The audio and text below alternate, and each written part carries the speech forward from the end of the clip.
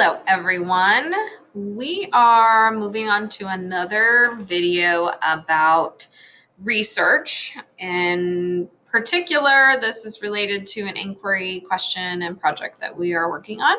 But this information is broadly applicable because scholarly research is scholarly research, whether or not it's particularly an inquiry question or even assigned a topic. So let's go ahead and take a look. So first of all, what is a scholarly source? This was a foreign idea to me when I went to college, and it may be to you. So a scholarly source, in order for it to be classified as such, must be peer-reviewed. Then you go, well, what's peer-reviewed, right? So a peer review is the process of having an academic text reviewed by other professionals in the same field to ensure the text's validity. Basically, if it is a scholarly source, the person who wrote it had to submit it to other professionals in the field who looked at it and made sure that it was reasonable and correct, and then it could be considered scholarly and peer-reviewed. So that just is a check for those of us who are reading the information. If it is peer-reviewed, we know that it is far more likely to be valid information. So the next question is, where do I find sources like these, right? And in college, you're going to have access to all kinds of databases. There's ERIC, EBSCO, JSTOR, and many, many more. And the ones you use will depend often on your particular field of study or the class that you're in. And at Woodbridge, we have access to the following sources. So I'm going to go ahead and jump out. And here is our Media Center page, and I'm going to pop into research. So I've been told that if you're on campus, this will automatically log you in. But I believe if you are off campus, you have to log in using your IUSD information. So just be aware of that. And you can see there's different areas here, and they tell you what kinds of databases, okay, you can go through. So American history would be appropriate for our American literature if you chose the topic like that. ProQuest, same thing. It tells you what's available. Britannica. So we have a pretty limited amount of sources, but let's take a look at the ProQuest. Okay. And the idea here is that you're going to be searching through materials. And I particularly, I'm going to use the actual ProQuest because it's full text and then abstracts from research.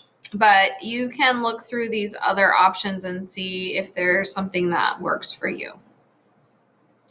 So you have this search ability, and we have been looking at, we're going to be using The Great Gatsby, and I was using To Kill a Mockingbird as my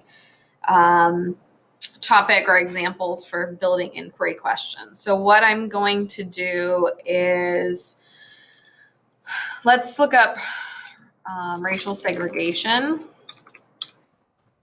as it really applies to both. Okay, and if I just go for a search,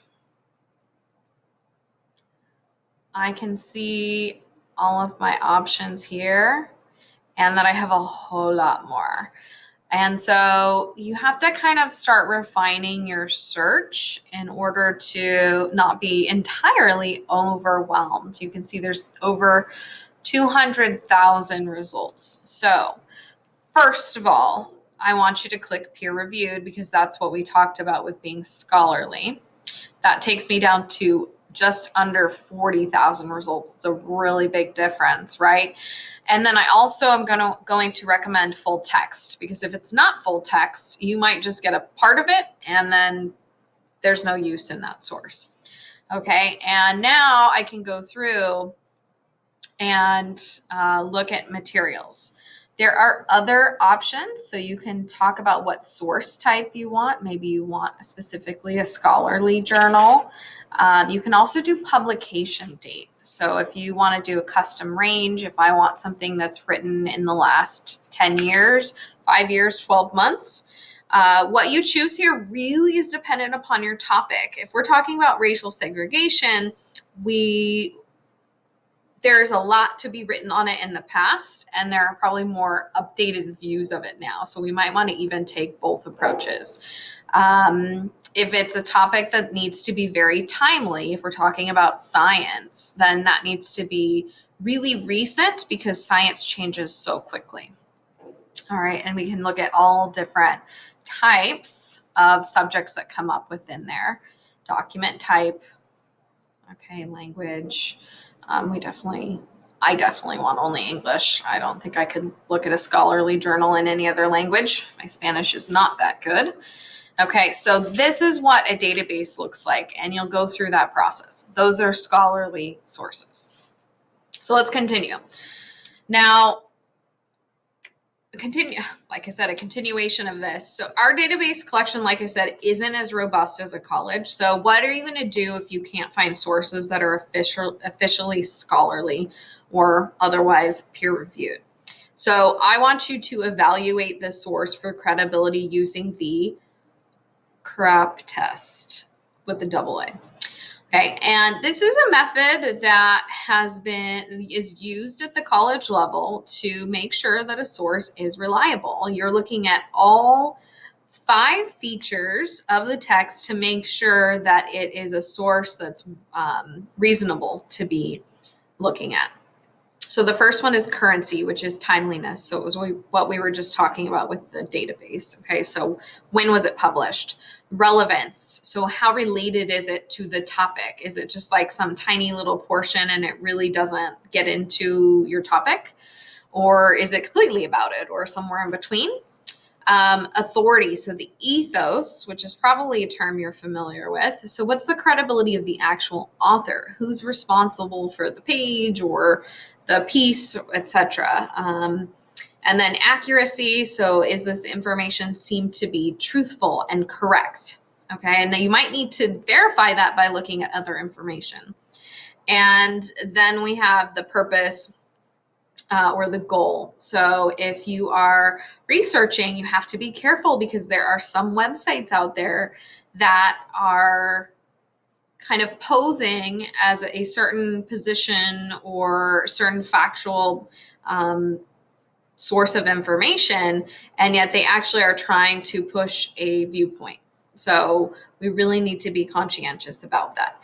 So if you cannot find a peer-reviewed scholarly source from those databases, then your next best option is using this strategy to evaluate whether or not a source is credible. If it's not credible, don't use it. All right, and I just want to give you a tip for those scholarly sources on those databases. Sometimes those journal articles are like 20, 30 pages long, which is incredibly intimidating. And as a person who has been through the educational domain for many, many years, I want to say to you that it is okay to read sections of an article that pertain to your topic. So if it's a 30-page article and 3 pages of it relate to your specific topic, it's okay to just read those pages.